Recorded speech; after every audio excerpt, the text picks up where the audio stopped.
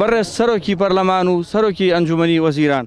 بابەت یاداشنامە ئێمە وەکو فەرمانبەرانی گرێبەستی دەواازی نێودەوڵەتی باشماخ کە ژمارەمان 62 فەرمانبەرین ماوەی یاسایی خۆمانمان تەواو کردووە بە پێی ڕێنمایی ژمارەی دارایی 1970 ساڵی 2013 لە خاڵی یەکدا ئاماژە بەوە کردووە کە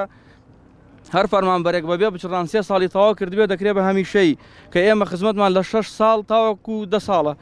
وەکو مافێکی ڕەوای خۆمانی دەزانین کە بەئەرکی حکوومەتی دەزانین بە زووترین کات ئەو مافمان بۆ بگەڕێنەوە بە تایبەتی بە پێی نووسراوی ژمارەی دارایی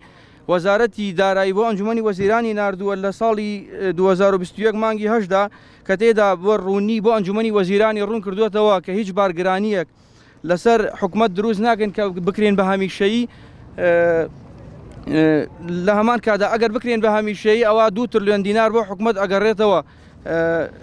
لە نووسراوێکی تریشدا کە دیسان بۆ ئەنجومەنی وەزیرانی ناردووە وەزارەتی دارایی لە مانگی نوێی 2021دا دڵنیایی دەدات کەەوە بە هەمیشەی بوونی ئێمە هیچ تەرخانکراوێکی زیادە پێویست ناکات هەر بۆیە ئەمڕۆ ئێمە وەکو فەرمانبەرانی گرێبەست لە دەواازی نێودەوڵەتی باشماخ لە ڕێگەی ئەگەم کردبوونەوە دەمانەوێت بە حکوومەتی ڕابگەێنین کە داوای خواستەکانی خۆمان دەکەین کە وەکو ئاماژەمان پێکرد ئێمە هیچ بارگرانێک لەسەر حکوومەت دروست ناکەین بەڵکو مافێکی ڕەوای خۆمانە کە چەند ساڵێکە لێمان زەورت کراوە بۆ زانیاری هەموو لایەکیش کە ئێمە لە ئەرکتا ئەو ئەرکەی کە لەسەر شانمانە ئەگەر لە فەرمانبەری هەمیشەی زیاتر نەوێ کەمتر نییە هەموو لایەک پشڕاستی ئەوە ئەکەنەوە شاهیدن کە ئێمە کەم تەرخەم نین لە کارەکانماندا وە بە پێویستی دەزانم لەسەر حکوومەت شەرعێت بەو یاسایانە بدات کە خۆی دەری کردووە لە ساڵی 2013 کە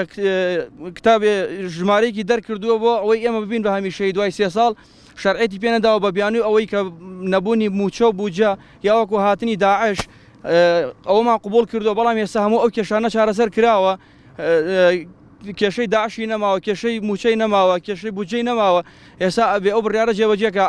ئەبێ حکوومەت شەرعێت بەو یاسایە بدا کە خۆی دەری ئەکات ئەوە لە 2013ەوە دەری کردووە هەتا ئێستا شەرعێتی پێنەداوە بۆیە داوا ئەکەین وەکو فەرمانبەرانی گرێبەست لە مەرجی نێودەوڵەتی باشماخ شەرعێت بەو یاسایی خۆی بدات کە دەری کردووە و زۆر سوپاستان دەکەم.